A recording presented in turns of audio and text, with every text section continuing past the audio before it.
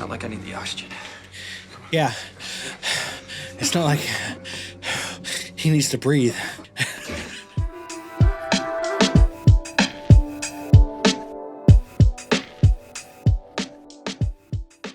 Hello everybody, welcome back to the channel. Once again, I'm excited today because we're going to be jumping into season 1 episode 11, Out of Mind, Out of Sight, which means that next week I'm going to be watching Prophecy Girl, and I'm super excited about that. For those of you on YouTube, please hit that subscribe button, click the little bell icon, hit the thumbs up, leave me a comment in the comment section down below. Check the description for the links to my social media accounts. You'll also find a link to the Patreon down there where you can get full episode reactions of this show and possibly other shows by now. Join the Discord and let's talk about everything Buffy over there. So without further ado, jumping straight into this one, Buffy the Vampire Slayer season 1 episode 11, Out of Mind, Out of Sight.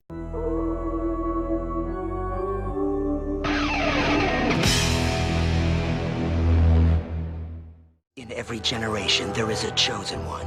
She alone will stand against the vampires, the demons, and the forces of darkness. She is the... That's the last time I'm going to get to do that. I think that's the last time we see that, at least for season 1 for sure. Yeah. Mr. Giles has this, hobby of collecting stuff. She is always hanging with that creepy librarian in that creepy library. If you prick us, do we not bleed? So talk to me, people. How does what Shylock says here about being a Jew relate to our discussion about the anger of the outcast at society? With Shylock, it's wine, wine, wine. Like the whole world is about him. People who think their problems are so huge craze me. Cordelia's raised an interesting point here. No, she hasn't. But I will say this, that's actually a very decent scene from Charisma Carpenter for that early in the show. I do not understand why this teacher is being so easy on her, though. I hate this scene so much. Hey, Mitch, you going to the Bronze? You gotta look good to be on Cordelia's arm. Oh, it's not her arm I'm looking to be on. You could tell that this was written by people who didn't get a ton of dates in high school. You know, the term locker room talk has always seemed kind of grody to me, but it's so much worse this past few years. I can't handle it. I don't know how he wasn't near dead. Hi! Isn't this the bomb? I'm such the campaign strategist. Who out there used that word in that context? Come on, it's the bomb. It's so terrible. I'm so old. Remember in 6th grade with the field trip? Right, the guy with the ant. This is painful for me. I'm sorry. It was just we had this Okay, so quick little aside here. It is well known amongst theater students and professionals alike that it is far more difficult to embody joy than it is to embody sorrow. This is just a sad fact of the human condition. What makes it different is that we don't have as much experience with bottling and repressing extreme joy because we don't feel it as often as we do extreme sorrow or sadness. I don't know if the director was in her ear saying, no, go bigger, go more laughter, more fun, more giddy, more chuckles, you know, get higher pitch, get more energy. I don't know what they were saying to her, but whatever it was not serving the scene because that was hard to watch. Be more deputy. Not to mention the ADR really sucks. It just means to me that her laughter was even cornier than what they put in to replace it, which is hard to imagine. I heard something. See, look at him. He's barely bruised. He should be a bloody mess. I don't think Mitch needs his comb right now. I think Mitch needs medical attention. What did you say? Mitch was gonna sue the school? Sue?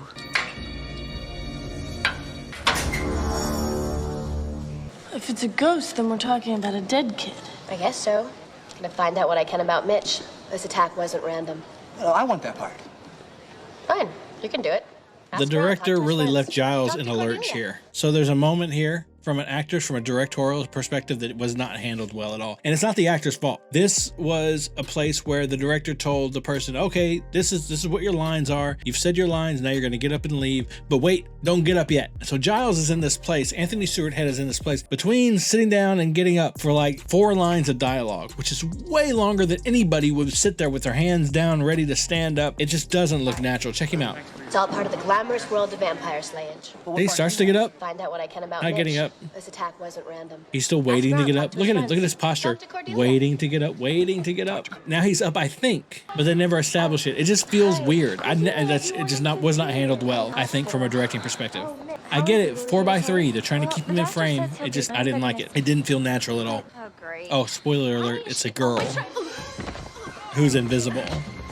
That was actually, I would love to know how they did that, because that looked and sounded very real when she got shoved. Giles, have you ever touched a ghost? I touched the thing, but it didn't go through me. It bumped into me. So we're talking about what, an invisible person? A girl. She laughed. She a witch? Because we can fight a witch. Greek myths speak Referencing close to episode invisibility, but they're 3? usually for the gods. First thing tomorrow, why don't you pull up that missing kids list? I think Cordelia's been working on her May Queen dress tonight. Maybe there'll be some action. Guess I'm gonna start the hunt. You may have to work on listening to people. Very funny. Those two lines were, of course, the 3 lines were recorded in post. Definitely ADR'd. Did not sound anything like the dialogue that was going on outside. But I remember reading that in a trivia where they were talking about trivia for this episode, and it was like, oh, but did you know that those lines were recorded in post-production? I'm like, yeah, of course. Did you hear them? They really struggled masking the ADR this first season. I can't remember if it was as bad in the second season, but so far it's been terrible this season. It's too hard for me to be around her. A vampire in love with a slayer. What can I do for you? Still seems a bit I know you've uneasy. been researching the Master. You've read all the Slayer lore there is, right? Unfortunately, the book was lost in the 15th century. Not lost. Misplaced. David Boreanaz is not the most skilled actor at this point in his career, at least, but his chemistry is off the charts, and putting him next to a very skilled, seasoned actor like Anthony Stewart Head really just paints a beautiful picture. I've talked about in episode 7, which is posted, I talked about the invisible thread before. David just does it naturally. It just happens for him. Now, Anthony, I'm sure, has practiced this, so between the two of them, they form a very solid connection, and they're just believable. That's the one thing I would say to look for if you're really wanting to pay attention and see who's really giving a good, strong performance and start to learn to see good acting, is look for that connection and look for the feeling authenticity, something that feels natural. This conversation feels as naturally flowing as any that I've ever had in my real day-to-day life. There's an invisible girl terrorizing the school. It's not really my area of expertise. Tone and mood follow each other, just like people do in real conversation. When one gains more energy, the other follows. When one mellows, the other follows. It's a dance. Dialogue is a dance. Hello? There is nobody caring. Did you guys see his toupee? I mean, it looks like a cabbage. We're talking, okay? It looked like a cabbage. My heart kind of breaks for her a little bit.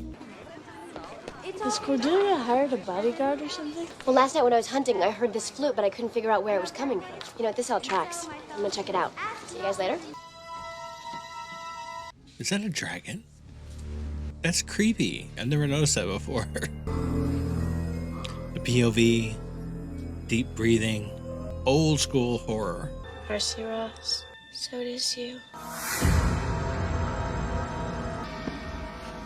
People have talked about, oh, why didn't she stab her? I've heard that conversation, plot armor, but I really think that she heard her name spoken out loud for the first time in I don't know how long, right? Even before she became invisible, nobody spoke to her, nobody acknowledged her, nobody paid any attention to her, and here's a person who acknowledged her, that knew her name, that saw her, metaphorically speaking. Miller? This makes no sense. I'm sorry, I forgive so much on this show. This I just can't. All of a sudden, like, what? The thing wasn't strapped to her face. She could have taken a nice deep breath. It just made no sense. Have a great summer. See, I cared. You guys don't remember her? No, I probably didn't see her except to sign the book. So no one noticed her, and now she's invisible. What, she turned invisible because no one noticed her? Of course. So well done, though. So well done. Rudimentary concept that the reality is shaped, even created by our perception. It's unacceptable Because the story's about for a him teacher. doesn't necessarily mean he's the hero, right? One of the first things you should do as a teacher, in my opinion, is recognize those who are in danger of being left out or ignored or feeling isolated. Every time her hand goes up, there was so much hope. I knew you'd be here. Buffy, they just tried to kill Mrs. Miller. She was helping me with my homework. And Mitch and Harmony, please. I don't have anyone else to turn to. Is it just me, or does it look like Willow is enjoying this just a little bit too much? Seeing Cordelia break down and be so upset. I think she's having too much fun with it. Cordelia, your attacker is an invisible girl. Who was really, really angry at you, which I can't imagine personally. I have no idea. I've never seen this girl before in my life. I'm just glad she wasn't around to hear that part. Stop the coronation tonight, maybe. If I'm not crowned tonight, then Marcy's won. And that would be bad. She's evil, okay? Way eviler than me. We can use Cordelia as bait. Great. Bait? Again, spoiler alert, but she's been bait many times or used for these kinds of ruses many times. I can be surrounded by people and be completely alone. People just want to be in the popular zone. This moment right here, Sometimes when I right here, talk- that's good. That's so good. Everyone's so busy agreeing with me, they don't hear a word I say. I give Cordelia, I give Charisma Carpenter some grief. I have about her acting. The beginning of this speech is fine. There's nothing great about it. There's nothing bad about it. She's doing a good job. You think I'm never lonely because I'm so But there's something real behind her eyes here. surrounded by- She's still doing a few actory It's not like any of things them. that I would have tried I to don't even know if they like get her to work out of. Sometimes when I Right talk, there, there's a real genuine moment when she furrows her I eyebrows just right wanna here, be in the popular zone. right here, Sometimes when I'm talk, there. The little swallow, Everyone's the so furrow of the busy brow, it agreeing was with me. so real. I really want to keep going back and like dissecting that scene, but just go back and listen. I gave as much as I could, I think, about Cordelia and her face, but then whenever it does go to Buffy, to Sarah Michelle Gellar, just listen to the soft tone. That goes back to what I was talking about before about following your scene partner along. Whenever there's more energy, you follow them up to that energy. Whenever they come down, you come down with them. It was beautifully done. Go back and watch that scene 15 times. if you ever tell anyone that I changed in a mop closet, Your secret dies with me. Can you say gulp? What's that sound? Can we have the heartfelt talk with a little less talk from you? You hear how much harsher that was? Cordelia? You follow your scene partner. Buffy! Cordelia! Cordelia!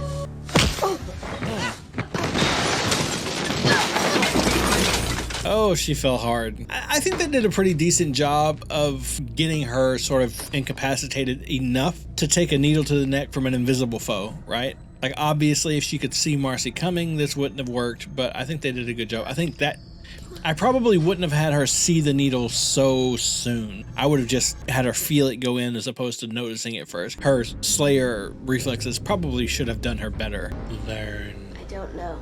Seemed like the natural progression from look, listen to learn. If we don't get out of this room soon, Why is Marcy doing this? the loneliness, the constant exile, she has gone mad. You don't get it. You're not the student. You're the lesson. We all want what you have. To be noticed, remembered. What are you doing? Marcy, you know this is wrong. You should have stayed out of my way. You should be grateful. I mean, people who pass you on the street are gonna remember you for the rest of their lives. Blacking out on you. Any fan out there knows that it's sort of a running joke that Giles gets knocked out all the time, and how one day he's gonna wake up in a coma. 10 points if you can tell me what episode that's from. Without looking it up, don't cheat. I'll know, sort of, won't know at all. You could totally cheat, but just don't. It's more fun that way. So it's a running joke that he gets knocked out just a lot. But what's interesting about this episode is that every single member of the Scooby Gang gets knocked out in this episode except Giles. And Giles just doesn't happen for him this episode. I just thought that was interesting. You're just a typical self-involved, spoiled little brat, and you think you can charm your way out of this, don't you? Isn't that She's what you not think? wrong. This is crazy. Look at those wrists. She could just get out. Again, it's just kind of funny. Everybody else gets knocked out except Giles. I think this may be the only time that happened in the entire run of the show. It's not like I need the oxygen. Yeah. It's not like he needs to breathe or anything. I don't know why they made that lore so complicated. His lungs obviously work or he wouldn't be able to speak. He doesn't need it though. That's true. He could just not breathe and he'd be fine. I'm invisible. Cordelia, shut up. That's so cute. That was great. That was done so well. This is a shot, man.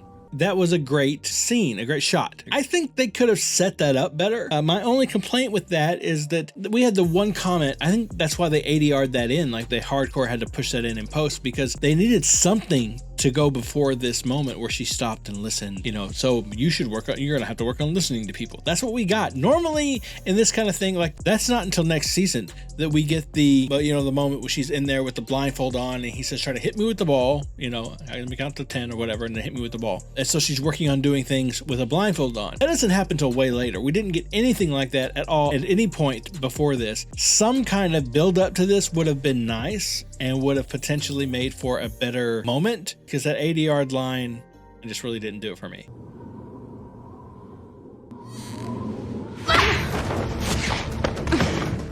I see you.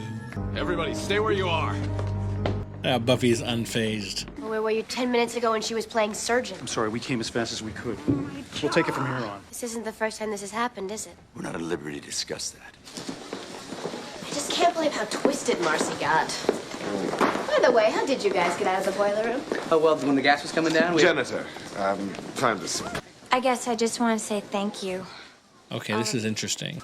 You really helped me out yesterday, and you didn't have to. This is really interesting. I gotta stop and talk about this because there was another moment right there where Charisma Carpenter did a really good job of being sincere and genuine, being very authentic. And this is my theory on this now, because I've never really examined this way, the way I'm breaking this down now, and it's causing me to notice things that I hadn't before. I'd always kind of just noticed the glaring holes in Charisma Carpenter's acting ability, and that's just kind of where I sat when I watched the show. Like, I enjoyed her charisma, no pun intended, and I just let the other things go because that's not really that important. It's a 90s supernatural thriller comedy romp show, so it's not a big deal. But as I'm really looking at it, moments like that, she did really well. Those moments where her acting seems to be really at its peak are probably the moments where she's doing the least amount of acting at all, and not in the way of I have really good technique, I have really good skill, and I know how to do these things without having to act them, but in the sense of this is most nearest to my personal character, my real life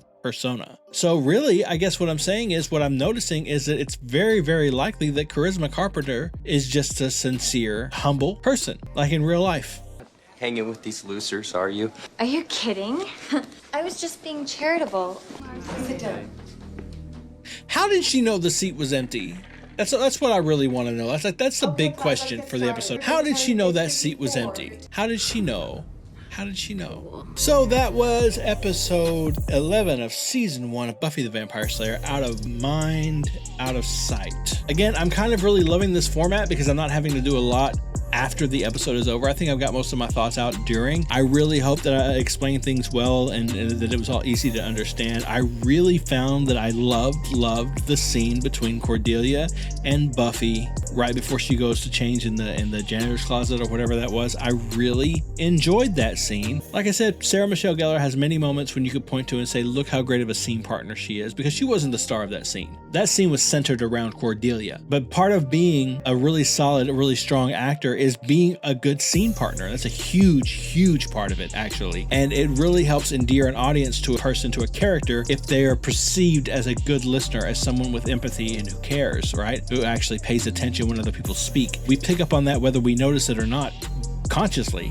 And it does endear us to the character, makes them more likable. Buffy, Sarah, those moments is great. And it's just a testament to her, to Cordelia, because it's really easy to get pulled out of a scene as someone, as sort of the non-proactive party. It's really easy to get pulled out of a scene. If you have a scene partner who is doing their job, it becomes a lot easier. Kudos to both of them. If you've made it this far, thank you so much for sticking with me to the end. If you're on YouTube, please subscribe to the channel, hit that thumbs up button, leave me a comment in the comment section down below. Check the description for my social media links, link to the Patreon where you can get this episode and any episode before it, and probably several after it in their full glory, including my reactions. There is also a link to the Discord down there. You can come join us over there and join in on the conversation. I have a second channel. I'll leave a link to that down in the description as well. If you enjoy music reactions, please come check me out over there. And yeah, I guess that's pretty much it. For those of you on Patreon, thank you so much for your support. Thank you for being here and sticking with me. I just found out pretty soon we're going to be doing Cruel Intentions. That's a film. It's going to be my first film. That's going to happen. So I'm super excited about that. I hope you're excited about it as well. All that being said, as always, I must remind you to please be kind to each other. But most importantly, be kind to yourself. See ya.